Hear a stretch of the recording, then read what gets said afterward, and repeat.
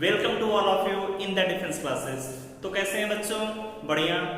आज हम जो पढ़ेंगे ये टॉपिक दोस्तों बहुत इंपॉर्टेंट है इनर्शिया के बारे में। और जितने भी लोग इस लेक्चर को पहली बार देख रहे हैं ये इससे पहले का वीडियो जरूर देखें, क्योंकि उस लेक्चर में हमने इस लॉ ऑफ मोशन के बेसिक के बारे में बताया था। बेसिक का मतलब हमने आप सभी को फ्री बॉडी डायग्राम, जो कि आगे भी बहुत इंपॉर्टेंट है, हर एक क्वेश्चन में आपको फ्री बॉडी डायग्राम बनाना पड़ेगा। फोर्स और टेंशन कैसे निकालते हैं, आपका नॉर्मल फोर्स कितना होगा, इन सभी के बारे में डिस्कस किया था। तो आप सभी लोग पहली बार उस लेक्चर को देख लें, फिर इस लेक्चर को देखें। अब देखिए इस लेक्चर में हम क्या डिस्कस करेंगे।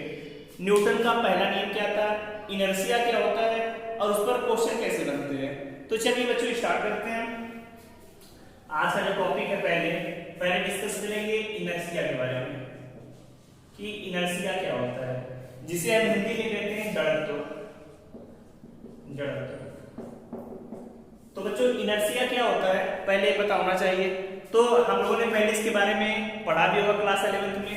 तो इनर्शिया का पहले मतलब समझते हैं। जैसे देखिए कोई बॉडी है जिसका मास m है, यहाँ पर रुकी हुई है। रुकी हुई का मतलब इसकी जो वेलोसिटी है, वेलोसिटी का मान 0 है, या ये बॉडी हम किसी एक समान वेग u से मोशन में।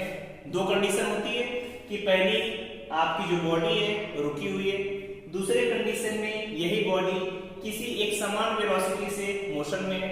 तब हर एक बॉडी की प्रॉपर्टी होती है कि वो जिस कंडीशन में होती है उसी में रहना चाहती है। जैसे अगर ये बॉडी रुकी है तो हमेशा चाहेगी कि ऐसी ही रुकी रहे। ये बॉडी चल रही है तो चाहेगी कि हमेशा एक समान वेलोसिटी से चलती रहे। लेकिन जैसे हम इस पर कोई बाहर से फोर्स लगाते हैं, ये क्या होता है, असंतुलित बल, अनबैलेंस फोर्स होता है। तो क्या होगा, लगाने पर अगर इस बल का मान इसके जड़त्व से ज्यादा है तो क्या होगा, बॉडी मोशन करने लगती है। तो हर एक बॉडी अपने पोजीशन में चेंज का विरोध करती है, अपोज करती है। उसी प्रॉपर्टी को क्या कहते हैं, इनर्शिया। समझ में आया कि हर एक बॉडी की प्रॉपर्टी होती है अपनी पोजीशन में चेंज का अपोज करना, उसी को क्या बोलते हैं, इनर्शिया। तो पहले से डेफिनेशन नोट कर लेते हैं। इनर्शिया का मतलब क्या है, the property of any body to change to the property of any body to oppose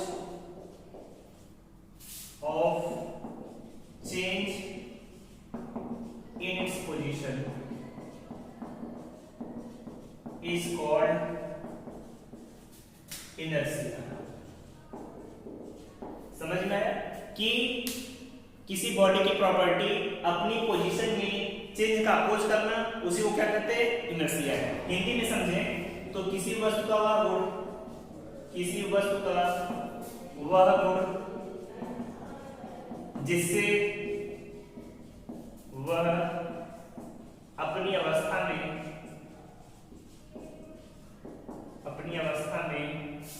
परिवर्तन का विरोध करता है, परिवर्तन का विरोध करता है, जड़त्व कहलाता है।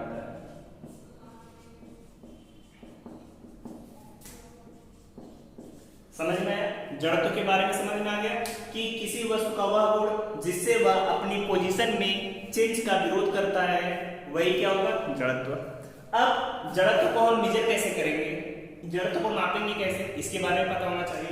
तो अब एक चीज देखिए यहाँ पे, जैसे कोई बॉडी छोटी सी है, इस मान लिया छोटा सा है, तो हम बल लगाने पर वस्तु जल्दी मोशन में आ जाएगी। जैसे शुरू में रुकी हुई थी, हमने बल लगाया, बल लगाने पर क्या होगा, बॉडी मोशन में आ जाएगी। इसका मतलब क्या है कि अगर बल का मान छोटा है तो विरोध भी कम करेगा। अगर यहीं पर कोई बड़ा सा द्रव्यमान है तो इस पर क्या होगा, हमें ज्यादा बल लगाना होगा, क्योंकि ये अपनी पोजीशन में चेंज का विरोध ज्यादा करेगी। समझ में आया। तो जो वस्तु छोटी होगी उसका जड़त्व कम होगा, जो वस्तु भारी होगी उसका जड़त्व भी ज्यादा होगा। तो मतलब हम जड़त्व को माप किससे लें, उसके द्रव्यमान से। तो याद रखिएगा क्वेश्चन पूछा जाता है कि जड़त्व को किससे मापते हैं, तो जड़त्व हमेशा द्रव्यमान, जो मास होगा या द्रव्यमान ही जड़त्व की माप है। समझ में आया कि जो आपका द्रव्यमान है उसी से जड़त्व को नापा जाता है, और कोई वस्तु भारी है तो उसका जड़त्व ज्यादा होगा, कोई वस्तु हल्की है तो उसका जड़त्व कम होगा। नोट करिए सभी। फिर जड़त्व की क्या क्या प्रॉपर्टी होती है इन सभी के बारे में पढ़ेंगे, तो नोट करिए सभी। फिर आगे देखते हैं इसमें कि इसकी प्रॉपर्टीज क्या क्या है, इन सभी के बारे में डिटेल में स्टडी करते हैं। नोट कर लिया आप सभी ने। अब इसके आगे हम डिस्कस करते हैं प्रॉपर्टी ऑफ इनर्शिया, मतलब जड़त्व के गुण, कि जड़त्व के क्या क्या प्रॉपर्टीज होती हैं, इनके बारे में हमें पता होना चाहिए। तो पहली चीज जानते रहिए कि जड़त्व की पहली प्रॉपर्टी क्या थी, कि मास ही इनर्शिया को मेजर करती है। तो पहली प्रॉपर्टी लिख सकते हैं, mass is measurement of inertia. अभी पीछे भी आपको बताया कि द्रव्यमान ही जड़त्व की माप है। दूसरा कि जो इनर्शिया होती है ये किसी भी बॉडी की शेप क्या है, साइज क्या है, इस पर डिपेंड नहीं करती। तो second property, it does not depend on shape and size of a body. Shape and size of a body, किसी भी बॉडी का शेप क्या है, साइज क्या है, उस पर कभी भी इनर्शिया डिपेंड नहीं करेगा। अब इसे शेप एंड साइज को नोट कर लीजिए। साइज का मतलब होता है आकार, शेप का मतलब होता है आकृति। इस पर कभी भी इनर्शिया डिपेंड नहीं करेगा। समझ में आया?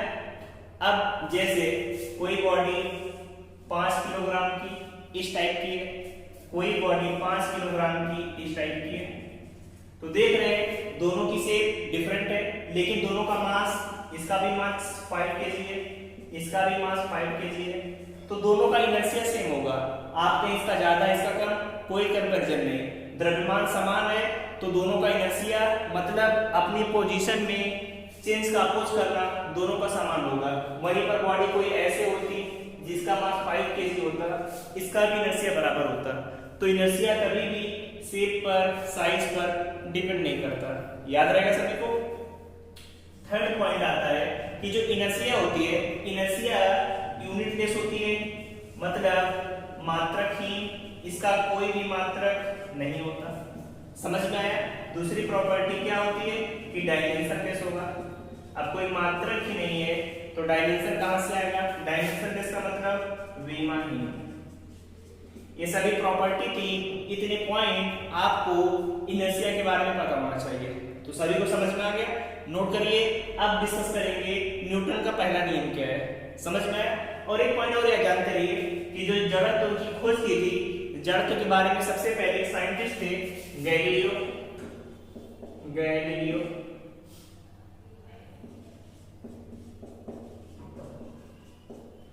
पूछा जाता है कि जड़त्व के बारे में सबसे पहले किसने बताया था? तो जड़त्व के बारे में सबसे पहले गैलीलियो ने बताया था। समझ में आया कि जड़त्व की खोज किसने की थी? साइंटिस्ट थे गैलीलियो, उन्होंने इसके बारे में बताया था। तो इतने पॉइंट नोट कर लीजिए। फिर न्यूटन का पहला नियम डिस्कस करते हैं। तो नोट करिए बच्चों, और हेडिंग डालिए first law of Newton. Newton का प्रथम नियम क्या होता है बता रहे हैं, समझ में आ जाएगा।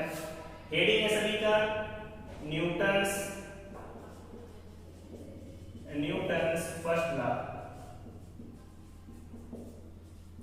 इसे NLM 1 Newton's law of motion 1 भी बोला जाता है, और हिंदी में कहते हैं न्यूटन का प्रथम नियम। समझ में आया? NLM भी बोलते हैं न्यूटन का प्रथम नियम, और कहीं कहीं पर इसे जड़त्व का नियम भी बोलते हैं। जड़त्व का नियम मतलब जितनी चीजें आपने जड़त्व के बारे में पढ़ी वही न्यूटन का पहला नियम है। समझ में आया? अब देखिए होता क्या है, डिस्कस कर लेते हैं न्यूटन के पहले नियम के बारे में। तो न्यूटन के पहले नियम के बारे में पहली इंपॉर्टेंट चीज है F नेट इक्वल टू 0। अगर किसी भी बॉडी पर नेट फोर्स जीरो है। नेट फोर्स जीरो का मतलब m into a equal to zero, यही तो आएगा। नेट फोर्स जीरो का मतलब m into a equal to zero. Mass तो जीरो होगा नहीं, मतलब असलेशन जीरो है। असलेशन जीरो होने का मतलब क्या है? वेलोसिटी कांस्टेंट है, क्योंकि आप सभी को बताया था a equal to dv by dt, और कोई भी चीज कांस्टेंट होती है तो उसका डिफरेंशिएशन हमेशा जीरो के बराबर आता है। इसका मतलब वेलोसिटी कांस्टेंट है। समझ में आया? अब न्यूटन ने बताया कि अगर किसी चीज की वेलोसिटी कांस्टेंट है, मतलब कोई भी मास अगर उसकी वेलोसिटी जीरो है, जीरो का मतलब रेस्ट, या हिंदी में कहते हैं विरामावस्था। विरामावस्था इसका मतलब कोई भी बॉडी अगर रेस्ट पोजीशन में है तो रेस्ट में ही रहेगी। यहीं पर दूसरा मास m है, वेलोसिटी इसकी u से u की वैल्यू 5 10 कुछ भी हो सकती है, कोई भी वैल्यू, इस मोशन से गति कर रही है। अब इस कंडीशन में मोशन में है, मतलब है कि अगर कोई बॉडी मोशन में है तो उस कंडीशन में क्या होगा? मोशन में ही रहेगी, क्योंकि वेलोसिटी उसकी क्या होती है? कांस्टेंट। और f नेट कहीं इक्वल टू जीरो है तो इसी को कहते हैं हिंदी में साम्यावस्था, और इंग्लिश में कहते हैं इक्विलिब्रियम पोजीशन। इक्विलिब्रियम की स्पेलिंग देख लीजिए। इक्विलिब्रियम का मतलब है कहीं पर किसी भी बॉडी पर नेट फोर्स जीरो है, नेट फोर्स जीरो को हम लिखते हैं साम्यावस्था। क्वेश्चन में दिया रहेगा कि कोई बॉडी इक्विलिब्रियम पोजीशन में है, तभी जाकर आप न्यूटन का पहला नियम लगाएंगे, ऐसा नहीं कि कहीं पर लगा देंगे। क्वेश्चन में पूरी तरीके से लिखा होगा कि कोई बॉडी साम्यावस्था ये इक्विलिब्रियम पोजीशन में है, तब जाके आप सभी को न्यूटन का पहला नियम लगाना है। और न्यूटन का पहला नियम क्या है? कि कोई बॉडी रुकी हुई है, मतलब रेस्ट पोजीशन में है तो रेस्ट में ही रहेगी, क्योंकि वेलोसिटी क्या होगा? कांस्टेंट। दूसरा, अगर कोई बॉडी मोशन में है तो वेलोसिटी कांस्टेंट का मतलब मोशन में ही रहेगा, जब तक कि उस पर बाहर से कोई अनबैलेंस फोर्स ना लगाए। समझ में आया? तो चलिए डेफिनेशन नोट कर लेते हैं इसकी। इसे नोट कर लिया सभी ने? अब आते हैं डेफिनेशन पे कि अगर आपसे कोई पूछेगा एनर्जी फर्स्ट का क्या है तो आप क्या बताएंगे? If a body is in rest, then it will be rest, then it will be in rest। Hindi में इसे कहते हैं कि यदि कोई बॉडी या कोई वस्तु विरामावस्था में है तो विरामावस्था में रहेगी, and if it is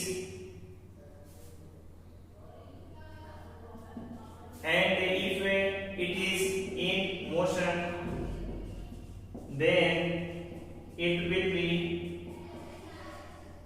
in motion until an unbalanced force is not applied on the body। समझ में आया? इसका मतलब क्या है? If any body is in rest, यदि कोई बॉडी रेस्ट पोजीशन में है तो हमेशा रेस्ट में ही रहेगी, and if it is in motion, अगर गति कर रही है, then it will be in motion, तब वह मोशन में ही रहेगी, गति करती रहेगी, जब तक कि उस पर बाहर से कोई अनबैलेंस फोर्स ना लगे। अनबैलेंस फोर्स का मतलब असंतुलित बल, तब तक उसकी पोजीशन में कोई चेंज नहीं आएगा।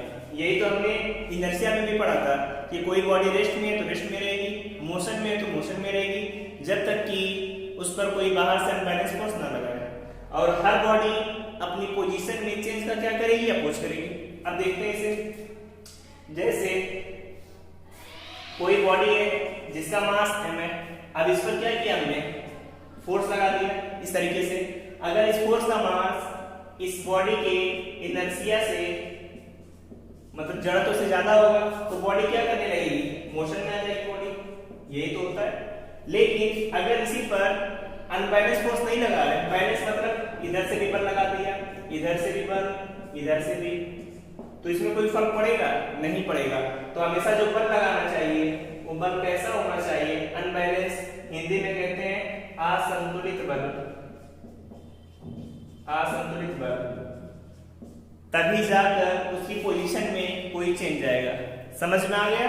अब इसे नोट करिए, और कभी कोई क्वेश्चन आए जिसमें लिखा हुआ है इक्विलिब्रियम पोजीशन साम्यावस्था, तो उस कंडीशन में आप सभी को न्यूटन का पहला नियम अप्लाई करना पड़ेगा।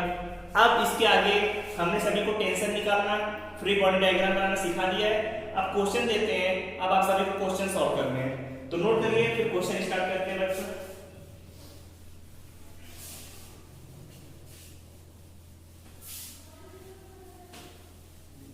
चलिए स्टार्ट करते हैं क्वेश्चन। पहला क्वेश्चन आपको ऐसे दिया है कि कोई बॉडी है, एक स्ट्रिंग है, यहाँ पर मास आपका 3 kg है, और यहाँ पे मास 9 kg है। एक स्ट्रिंग से दो मास, एक का मास 3 kg, एक का मास 9 kg। तो पूछ रहा है ए स्ट्रिंग कोई अलग है, ए स्ट्रिंग अलग है, तो पूछ रहा है find tension in both the string in equilibrium position। equilibrium position मतलब दोनों डोरियों में तनाव का मान निकालिए, जब पिंड साम्यावस्था में है, मतलब इक्विलिब्रियम पोजीशन में। अब इक्विलिब्रियम पोजीशन देख लिया, तो मतलब न्यूटन का पहला नियम ही लगाना है। अब कैसे लगाएंगे देखते हैं। क्वेश्चन को नोट कर लिया, अब चलिए सॉल्व करते हैं। सॉल्व करने का तरीका हमने बताया था लास्ट लेक्चर में, फ्री बॉडी डायग्राम कैसे बनाते हैं। पहले हम देखते हैं उस पर कितने फोर्स लग रहे हैं, जिन्हें नहीं पता देख लीजिए यहाँ पे। जैसे कोई मास है, तो मास पर क्या होगा, इसका वेट नीचे की तरफ काम करेगा 9g, क्योंकि वेट होता है हमेशा mg के बराबर। अब मास नीचे काम कर रहा है, डोरी लग रही है, डोरी में क्या लगेगा, टेंशन फोर्स, और टेंशन फोर्स की दिशा हमेशा कहां पर होती है, जिस बॉडी पर निकालना है उससे दूर की तरफ। तो इससे दूर T1 मान लिया। सही समझ में आ गया? अब इस बॉडी पर तो जितने फोर्स थे लग गए। आते हैं 3 kg पर, तो 3 kg पर इसका वेट 3g, नीचे की तरफ टेंशन फोर्स कुछ लगेगा, रस्सी बदल गई, मतलब तनाव कुछ अलग होगा, T2 मान लिया। और इस रस्सी पर, इस बॉडी पर नीचे की तरफ तो भी लग रहा है, तो नीचे की तरफ कितना लगेगा, T1, क्योंकि टेंशन का मान हमेशा उस बॉडी से दूर की तरफ होगा। अब T1 यहाँ पर था, तो T1 यहाँ पर भी होगा, क्योंकि स्ट्रिंग सेम है, और स्ट्रिंग अगर सेम रहती है तो टेंशन का मान सेम, स्ट्रिंग बदल दी तो टेंशन भी बदल जाएगा। अब फ्री बॉडी डायग्राम पहले 9 kg का देखते हैं।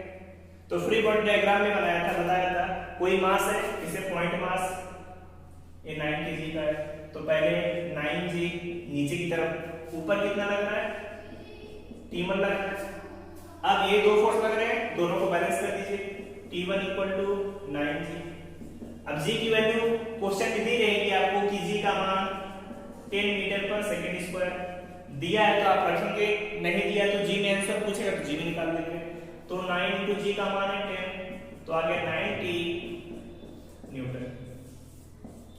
एक डोरी में तनाव आ गया। फिर आते हैं 3 kg पर, 3 kg बना लिया।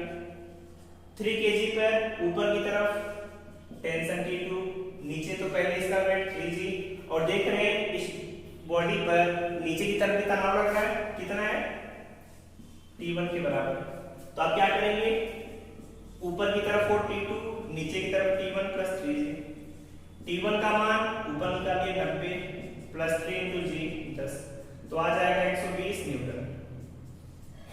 तो इस तरीके से बॉडी में जितने टेंशन पूछे, फोर्स पूछे, निकाल सकते हैं, निकाल लेंगे आप इस तरीके से आसानी से।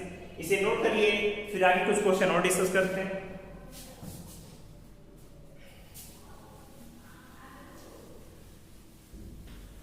नोट कर लिया बच्चों इसे। अब देखिए ऐसे ही क्वेश्चन और देते हैं आप सभी को। ऐसा ही एक क्वेश्चन हमने पिछले लेक्चर में भी कराया था। अब क्वेश्चन थोड़ा सा अलग है, सेकंड क्वेश्चन, कि कोई मास है 5 kg का, एक स्ट्रिंग से यहां से बंधा हुआ है और एक दूसरी स्ट्रिंग यहां पर फिक्स है। दो कोई 5 किलोग्राम का द्रव्यमान बधा हुआ है, तो पूछा गया इसमें फाइंड, अब दोनों रस्सियां अलग अलग है तो दोनों में तनाव आएगा, तो पूछा find tension in both string in equilibrium position. मतलब क्या है कि इक्विलिब्रियम पोजीशन दे दिया, मतलब पहला नियम लगाना है, साम्य अवस्था में पूछा गया दोनों डोरियों में तनाव का मान कितना होगा, निकाल लेंगे। क्या काम करना होगा, पहले देखेंगे उस बॉडी पर कितना फोर्स लग रहा है, ये सब देखेंगे। तो चलिए देखते हैं यहाँ पर। पहले कोई बॉडी दी है तो बॉडी में उसका वेट 5g नीचे की तरफ काम करेगा, एक चीज समझ में आ गई। पहले क्वेश्चन को देखते ही उसमें जितने फोर्स लग रहे हैं, टेंशन लग रहे हैं, नॉर्मल फोर्स, पहले उन सभी को काउंट किया जाएगा। 5g आ गए। अब देखिए डोरी लगी हुई है तो 5 किलोग्राम से इधर कुछ टेंशन होगा, मान लिया T2 हो गया। ये बॉडी है, इधर कुछ टेंशन होगा, मान लिया T1 है। और जो क्वेश्चन में दिया है, क्वेश्चन में भी दिया है कि ये जो डोरी है ऊपर से 30 डिग्री का कोण बना रही है। इस पॉइंट को याद रखिएगा, ये भी क्वेश्चन में गिवन है कि बॉडी वर्टिकल पोजीशन से 30 डिग्री के कोण पर है, तो T1 निकाल लिया। अब यहाँ पर कैसे सॉल्व करेंगे, तो देखिए, तो हमने आप सभी को वेक्टर के घटक निकालना बताया था कि अगर कोई बॉडी हमें दी हुई है तो उसका क्षैतिज घटक, वर्टिकल घटक सब निकाल सकते हैं। अब देखिए कैसे निकालेंगे, इसके बारे में देखते हैं।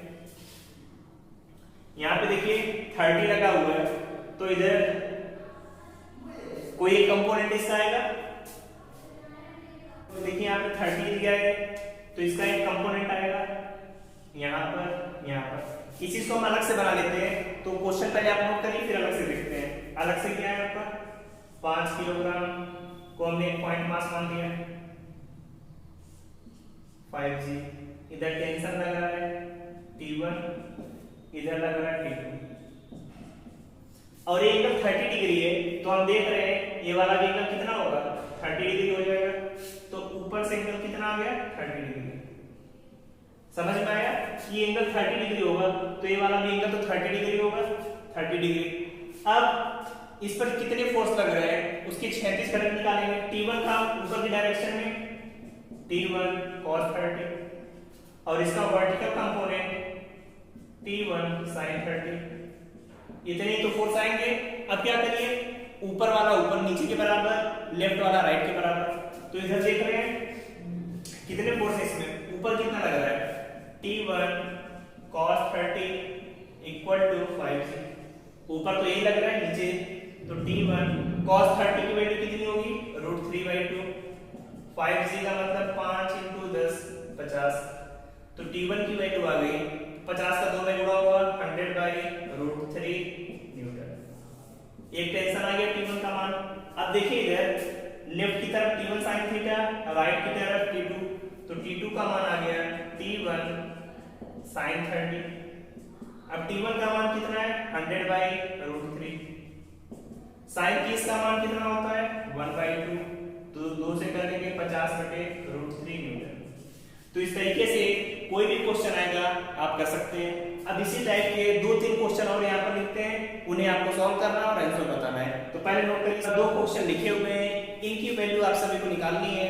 कैसे निकालनी है, तरीका हमने बता दिया है।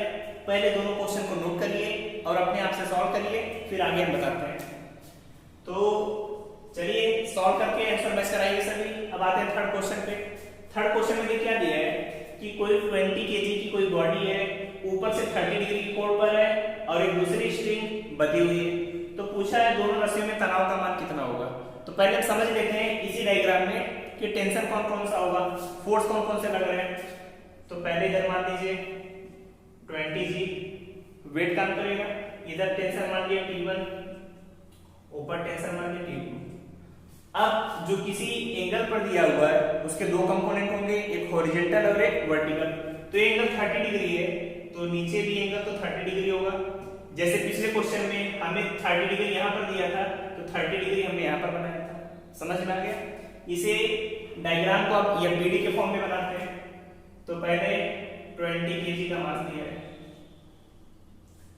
तो 20g नीचे की तरफ, इधर टेंशन T2 काम कर रहा है, कितने एंगल पर, 30 के एंगल पर, और इधर टेंशन T1 काम कर रहा है, इतने ही फोर्स लग रहे हैं।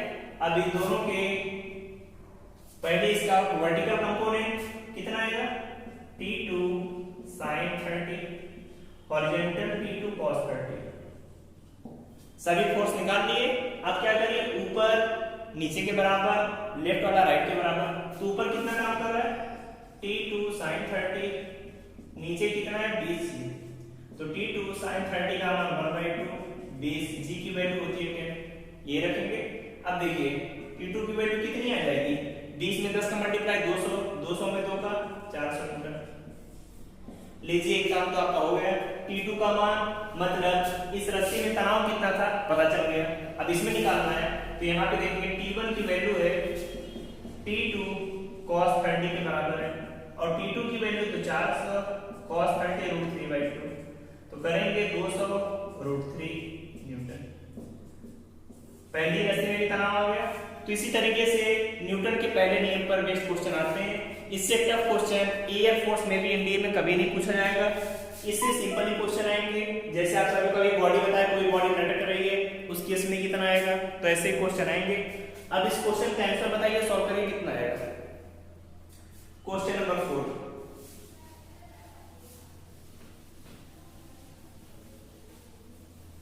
क्वेश्चन नंबर 4 का बताइए। तो पहला तरीका क्या बताया, वही सेम तरीका। पहला तो 10G नीचे की तरफ कुछ रास्ते में तनाव T1 मान लिया, इधर कुछ बॉडी पे निकालना है, तो बॉडी से दूरी तो जाएगा, T2 मान लिया। अब एंगल देखिए कितना आएगा, ऊपर 30 है तो नीचे 30। अब फ्री बॉडी डायग्राम बना लीजिए। 10 kg हो गया आपका, नीचे की तरफ 10G, इधर T2 कितने एंगल पर 30, इधर T1, इतने ही फोर्स तो काम कर रहे हैं। अब इसका वर्टिकल कंपोनेंट T2 sin 30, इसका इधर T2 cos 30, दोनों को बैलेंस कर लीजिए, मान आ जाएगा। ऊपर कितना काम कर रहा है, T2 sin 30 10G के बराबर, तो T2 sin 30 का मान 1/2, 10G 10, तो T2 की वैल्यू आ गई 200 न्यूटन। सॉल्व कर लेंगे। इसी तरीके से बताइए T1 की वैल्यू, T2 cos 30, अब T2 की वैल्यू पता है 200 cos 30 √3/2, तो वैल्यू आ जाएगी 100 √3 न्यूटन। इसी तरीके से आप सभी के एग्जाम में क्वेश्चन पूछे जाएंगे। अब आपकी रिस्पांसिबिलिटी है कि जितने भी हमने इसमें टाइप के क्वेश्चन बता दिए, आप इससे क्वेश्चन करिए, बुक से क्वेश्चन करिए, प्रैक्टिस क्वेश्चन करिए। बाकी ऐसे क्वेश्चन आएंगे जिसमें आपसे पूछा जाएगा त्वरण कैसे निकालेंगे, तो उस कंडीशन के लिए आपको न्यूटन का दूसरा नियम पढ़ना है। न्यूटन का दूसरा नियम पढ़ेंगे तब आप ये भी बता सकते हैं कि कोई बॉडी मोशन में है तो उसमें तनाव कितना होगा, तो निकाल लिया, त्वरण कितना होगा, और भी चीजें, नॉर्मल फोर्स कितना होगा, वो हम सीखेंगे अगले लेक्चर में। और अगर आपको कोई भी डाउट है तो आप सभी कमेंट बॉक्स में पूछते रहिए। कोई क्वेश्चन नहीं आ रहा है तो आप सभी भेज कर पूछ सकते हैं। और आप सभी को चैनल को ज़्यादा से ज़्यादा लाइक करना है, शेयर करना है और सब्सक्राइब करना है, और अपने दोस्तों को भी शेयर करिए जिन्हें चैनल के बारे में नहीं पता। तो दोस्तों, thank you, all the best, bye bye.